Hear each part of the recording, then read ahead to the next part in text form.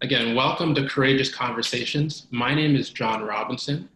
Today is a special day because it will be the final Courageous Conversations out of an 8-week series. So what I'll do is I'll bring you up to speed as to why myself and Talk Boutique produces these important lunch and learns. Since the social justice uprising, we wanted to use our platform as a safe space to have difficult and yes, courageous conversations about race and to create awareness and ultimately a positive change to root out racism and systemic racism. The conversation started with an anti-racism speech by myself, and I made it a point that Black people can't be the ones to change the problems created by non-Black leaders. Since that talk, we've had leaders from different verticals. They had tuned in, they reached out, and we've had conversations from some very brilliant guests along the way. We had Dwayne Matthews in education, Ozioma Egwanu on the exponential growth opportunity we have in this moment, Tomi Jabeli on a transparent way companies should make a stand against racism, Curtis Vermont on politics and the pandemic. We had Akil Augustine, host of NBA TV Canada on diversity beyond the athletes. And last week we had Dr. Chika Oriwa on racism in medicine. Today, we're going to talk about microaggressions in the workplace, something that all people of color have experienced and will relate to. We'll talk about what it is, what to do if you're experiencing it, and what to do if you're the aggressor. And I have the perfect guest for this topic because she's an expert. She is a certified emotional intelligence and Neuro-Life coach with a keen focus on diversity, inclusion, and belonging. She is the CEO of KDPM Consulting Group, Inc., and the founder of Sister Talk Group Leadership and Wellness Academy, a group dedicated to amplifying the voices of Black, Indigenous, women of color, and leveraging personal narratives as a catalyst for success. She has dedicated her career to helping corporations plan, develop, and execute successful and comprehensive diversity and inclusion strategies to support organization and human optimization goals. Her motivation to improve the status quo stemmed from her passion as a Black leader and her former 20 years as a bank executive, where she experienced discrimination, racial and gender bias, and just emotional attacks. She is passionate about change, and she believes that inclusion is not just a trend, but a verb that requires action. So before I bring her in, I want to invite our guests to ask questions in the Q&A bubble. We're going to keep this session, as I mentioned, to a tight 30 minutes, so let's get into it. Welcome, Karlyn Percil. Hi, John. Thank you. Thanks for having me. Yes. So you know what? It was a long intro because you're well accomplished, but I kind of want to jump right into it. So according to how you define microaggressions on social, a term first proposed by psychiatrist Chester M. Pierce in the 70s, you wrote this: microaggressions are subtle insults made to communicate disparaging messages towards marginalized groups. And then there's racial microaggressions, right? And these are the everyday insults, indignities, and demeaning messages sent to people of color by well-intentioned white people who are unaware of the hidden messages being sent to them. So as an example, a few days ago, you described that one of your paper cuts was when a woman said to you that, and I quote, "She didn't realize you people dress like this." Can you take us to that moment? Yeah, and that's the thing about microaggression. You don't know, prior to, discovering the work of Dr. Pierce, in my mind, I rationalized that whatever happened, oh, it's not a big deal. Even though, within my body, viscerally, I felt like I was being violated on some sort of level, but I didn't really fully grasp that. And understanding what microaggressions are was just life-changing for me. It just puts so many things in perspective. We're talking about belonging in the workplace, but one of the things that often is not caught or recognized when it comes to creating organizational culture is the lived experiences of Black people and racialized individuals and Indigenous people. So you people, that's a microaggression. And I remember when she said it, I remember being like stuck, like I was literally a deer, like, stuck in headlights. I was like, did you just say you people? And because there is a lack of psychological safety in the workplace for Black employees, I didn't know where to go. I didn't know what to say. So I just took it with me. I remember going to the bathroom, sitting down in the stall and going, and you have this conversation with yourself where you go back and forth and you're trying to validate your humanity, but you're doing it on your own. So it's alone, it's dehumanizing. You come out of there feeling less than, and you start questioning your worth and your individuality and just your placement in the workplace. And let me tell you, John, this is not the only one I've been through this, and I'm not the only one who's going through microaggression. Every single Black and racialized person who's in a workplace, in an organization, they're technically walking into an unsafe workplace every single day at the expense and at the mercy of those microaggressions from white individuals. 100%. So now that you had time to sort of collect yourself, you said you had a long look in the mirror. How would you educate that person that said that to you now? I don't know if it's my place to educate them. That's the other thing, right? And you can look at it through two different lenses. My responsibility is to make sure that I'm okay.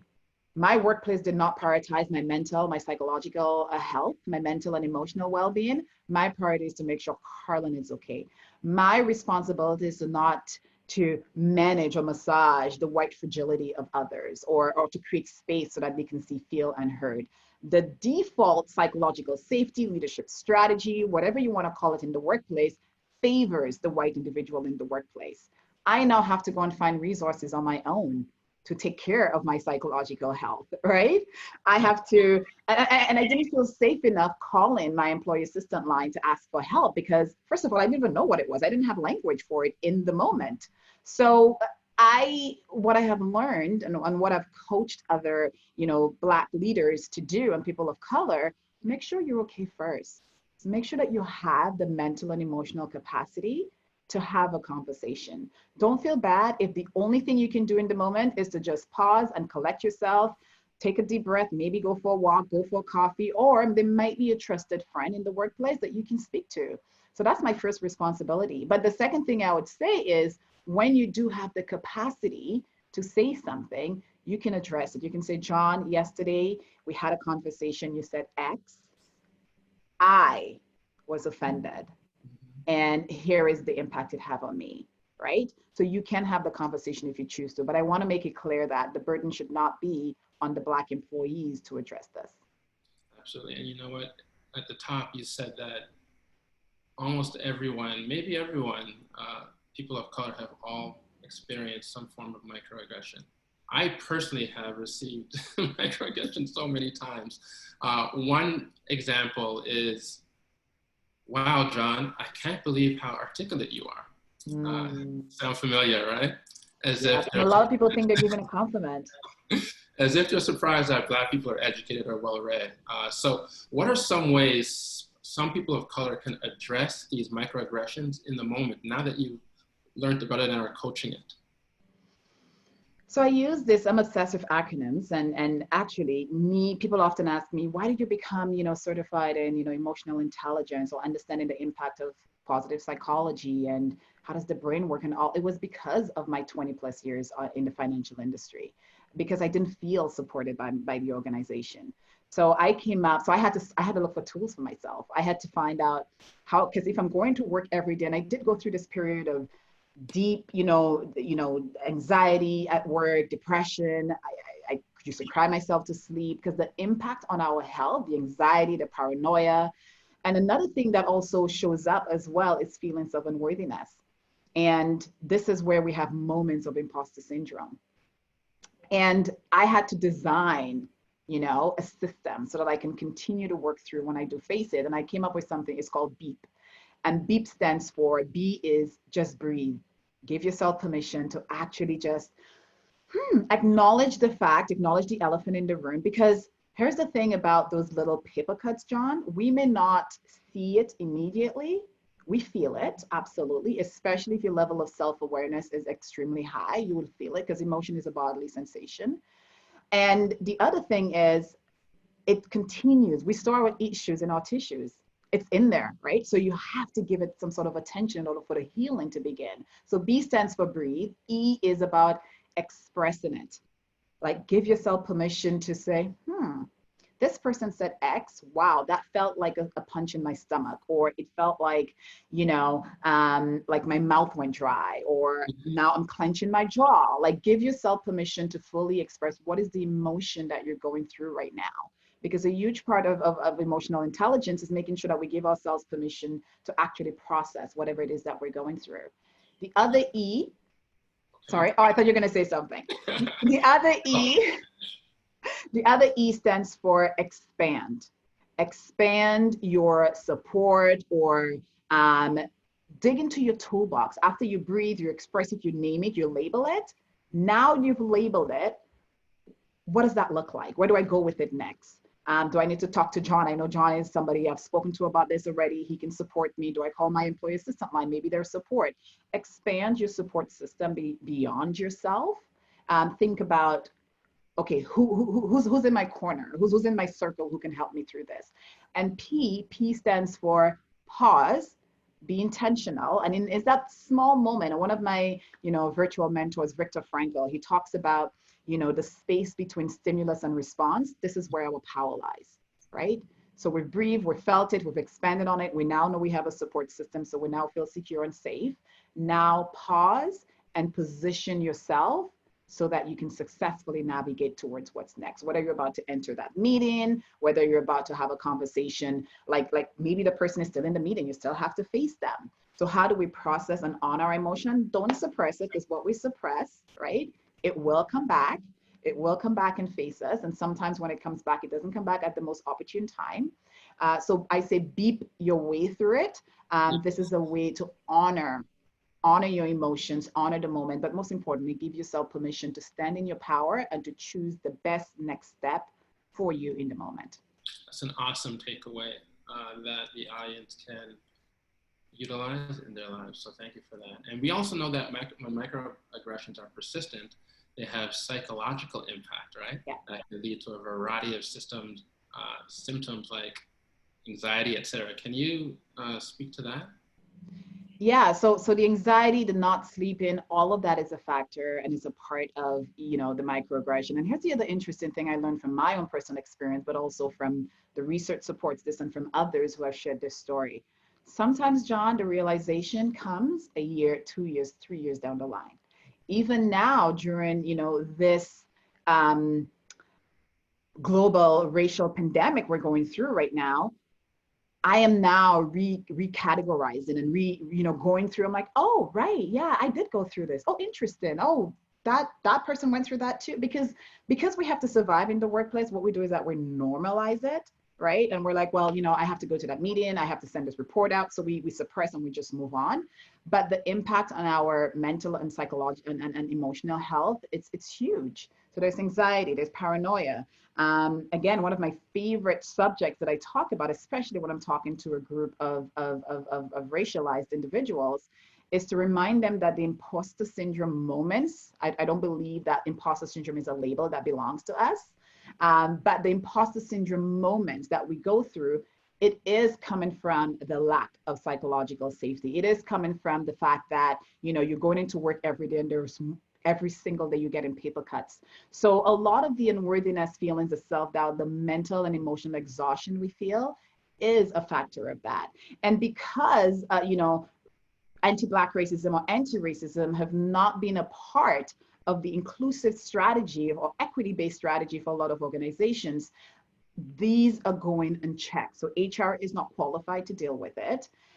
Employee assistant individuals are not qualified to deal with it. So again, you carry this huge burden every single day. The leadership playing field is not leveled. You don't see yourself. By the way, saying representation matter is a microaggression, right? We've never heard it framed that way, but when you don't see yourself represented, you cannot be what you don't see. And when organizations say, representation matters, and you know what, it's a human right for everyone to have equal access and opportunity, then why are we seeing an adult version of school segregation in corporate Canada? Why are all senior leadership usually white and male? So again, so for us to deny that we have racism in Canada, just take a look at your boards, at your senior leadership team.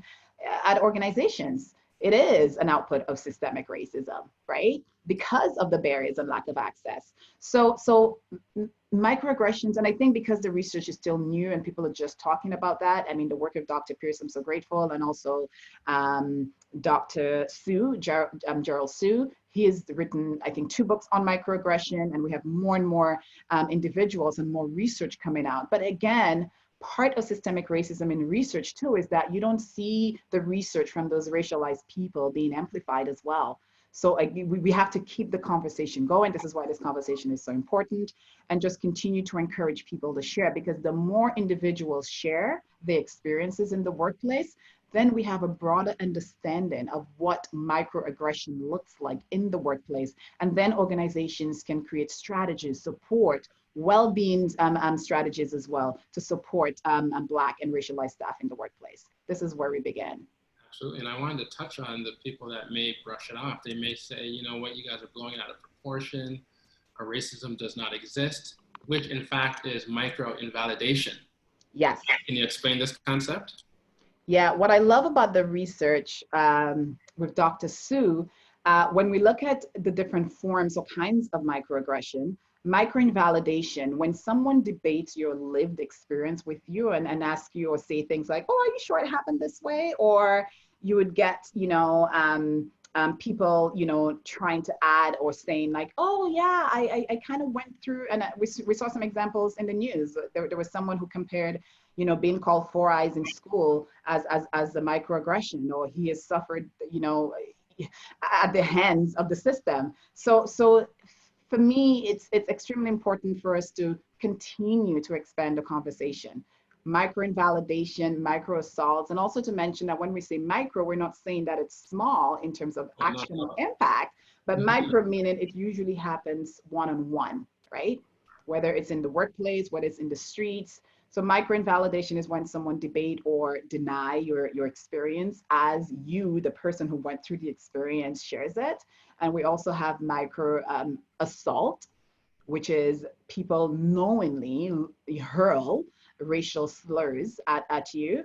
And then there's also micro-assaults, micro-invalidations, yeah. Right? And then of course, microaggressions. Okay, well, here's the thing. Some of these microaggressions are made by white people that are unaware, but some are very aware. And they do it with either verbal or non-verbal communications, which, as you wrote, considered micro-insults. And you use the example of when an employee asked their colleague of color how she got her job, implying that she may have landed it through some form of quota system. Actually, the last week when we had Dr. Chika Oriwa, brilliant girl who graduated from U of T School of Medicine. Love Dr. Chika. Historian. Yeah. Because she was the only Black person. Many of her peers thought that the only reason why she got that was because the school was playing some form of politics, not because of her merit. So what message do you have for maybe white people that may or may not be aware of their microaggressions in effort to have them stop it? I mean, a huge part of, eradicating systemic and institutional racism, and in which it also includes interpersonal racism, is education, right? And this is why we designed the LEAP framework. And LEAP stands for L, listen and learn, so that you can unlearn, some of the stereotypes and systems mindset-based strategies that you learned in school. Because when you look at the history of racism, it starts with, and Jane Elliott, I love quoting her because she put it so really brilliantly, where she said that school is about inoculation of white supremacy, white superiority, and white privilege. It's not about education. Because if you look at the school system and how, children are being educated, Black history is not taught, right? When you look at the experts that are being shown, you don't see Black people or the people of color, Indigenous people, as the experts. So by exclusion, society has given white people a very limited perspective on the human race and what it means to have meaningful relationships with others. So a huge part of it is listening and educating themselves. So, and it doesn't just start, it doesn't stop, at just reading a book. Build meaningful relationships. Lisa Renee Hall, who's the CEO of ENA Field Trips, she did this really amazing theory on the intellectualization of race. versus the emotionalization of race. When we intellectualize race, looking at it through the lens of, oh, well, we have a marginalized group over here and a marginalized group over here. Oh, those poor people. Then we start getting into white saviorship, thinking or believing that, well, this is something for them to fix. I'll go over here, I'll check a box, I'll read one book and that's it. No, we belong to this society together. And we did not create the systems that are holding us back and oppressing us. We didn't, right? We were put through the systems and we've been fighting so many years. Our ancestors have been fighting for centuries to ensure that we get social justice. So the first is doing the 400 years work. This is the beginning of the work. So pace yourself as you leap forward. So listen and learn, embrace your history, understand your white history. Did your family own slaves? The work that you are right now, or you're doing right now as part of your life work, whatever system you're in, institution, whether you work in corporate, government, police, how can you contribute towards changing the system? And even if your organization is not taking a stand and they haven't been doing the work, you can begin doing the work. Never underestimate the power of a single individual. This is how we begin change. This is how we can start mobilizing change. And A stands for advocating. Advocating for those who are not at the table. If you're at a table and when you look around, all you see is people who look like you, ask yourself, who's not at the table? And how can I ensure that more voices are heard? And those who do not have the access or the opportunity to be at the table, how do I ensure that I invite them or I bring them into the table? And P stands for prioritizing, and positioning your white privilege, white power privilege, white pay privilege, and white position privilege to drive change forward. So it's a journey. So the first thing I'll say for white people is a journey. When you look at the brain and how it creates a mental construct to create a perspective or a paradigm, it looks in the database of your history, whether it's your experiences, your schooling, et cetera, et cetera. So if you think about it, if race or Black history or Indigenous history was eradicated from the school system, when you're trying to interact or have a conversation or even try to understand if what you're saying is a microaggression or not, there isn't any information in your database for you to have a reference point. You don't know what matters to Black people. You don't know what the experiences are because you really haven't interacted or don't have enough knowledge. So a huge part, like I said, is listen to the experiences and the stories. Of course, read books, interact, use different forms, watch TED Talks, but most importantly, have conversations with your family and your friends. Begin a little, learning group, a learning pod. We learn in groups, but do the work and you will be very uncomfortable. So just acknowledge that and continue sitting in this uncomfortableness until we can start seeing momentum. For sure. And I wanted to acknowledge one thing. I want to correct myself. Earlier I said last week we had a brilliant girl. Language is important. I should have said Dr. Oriwa is a brilliant woman. Yes, she is a brilliant woman. And again, she got to be the valedictorian because she is brilliant, right? That's it. She's a brilliant woman who happens to be Black. Exactly. So you know what? I know when the pandemic broke, so much has been going on in the world, and you personally had a lot of your workshops and conferences canceled, and you had to take time to pause. However, through some help from your advisors and mentors and business coach, you're able to pivot in a way that has enabled KDPM Consulting Group to scale, build, and grow. And one of my favorite quotes by Martin Luther King Jr. was, he said, "Only in darkness can you see the stars." So as we sort of close up, how has this whole education series on anti-Black racism been for you?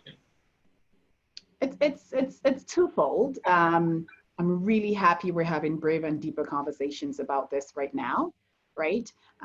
There are some incredible people doing this work who have been doing this work for decades. The whole shifting of, the mindset around seeing racialized Indigenous and Black people as experts, it's overdue, right? And we do know when it comes to discrimination, one of the biggest one is the pay disparity, right? We know racialized women get paid less, not just in the workplace, but just in general. So it's getting to a place where there's the acknowledgement of all of the suppressing, the oppressing, the re-traumatization, seeing all the different stories being told, coaching and holding space for clients who are sharing some of their stories with me, but also working with organizations to now create psychologically safe listening sessions as part of our LEAD program. We do listening sessions, so circles to help organizations to fully understand the lived experiences of their Black and also their non-Black, because we take a human-centered approach. It's extremely important to understand the experience of the majority group in all organizations so you can understand how it impacts your organizational culture. So it has been very, you know, I'm inspired, I'm hopeful, because I remember what it was like walking into an unsafe workplace, right? And I still do in a lot of spaces. We go to conferences and so forth. But on the flip side, there's also a little bit of fatigue. So what I do is that I rest in between. On the days where it gets too heavy, I rest. I go to the lake, I go to a park, and I just get back to nature. I grew up in the islands in the Caribbean. I grew up in the country, right? Going down to the river to carry my water. So I go back to my roots, and it brings me so much comfort. And also connecting with other diversity, equity, social justice experts in the places, in the space as well, has been very rewarding. We talk, we unpack, we share, and we support, and we cheer each other on. So it has been twofold, but I'm really, really grateful and fortunate that I'm able to do this work. I'm able to be a part of really helping change history, helping educate, share resources. I don't have all the answers, but the answers I do have, I'm excited to share it and to create an impact in this moment. So grateful, not just for your answers, but your personal experiences that you have used as a catalyst to bring about change. And I know our audience appreciates this as well. One of our audience members totally agrees with you. Her name is Catherine. And she said, you know, she also encourages everyone to put out content about themselves and their expertise so people could find them and hear their voice. So thank you so much for leading the charge and providing us with insights. That way we are aware as to what exactly are microaggressions, how to go about dealing with it. You mentioned that make sure that you are okay before you have to, you know, going out and making sure that the aggressor is okay with being the aggressor. And if they are the aggressor, there are using some of your insights to go about mitigating change. And I'd like to add, John, you know, if you are the aggressor and you're like, oh, I don't know if that was or not, you can also use the beep format to also, you know, reposition yourself, right? And expand, reach out to your network. Oh, I think I did this, but I'm not sure. Can you guide me? Can I role play with you? Again, feelings of guilt, shame, fear, any emotion that comes up is part of the human experience. It doesn't mean that you're a bad person. It means that you're human and you're learning and you're growing. The work of anti-Black racism is it's becoming a better human, right? So it means that you will fall. It means that you will mess up. You will make mistakes. That's okay, right? The number one thing I encourage every white person listening to right now, you cannot give up. This is your opportunity to create a new legacy. Even if your family owned slaves in the past, yes, you were born into this history, but now you have an opportunity to be on the right side of history.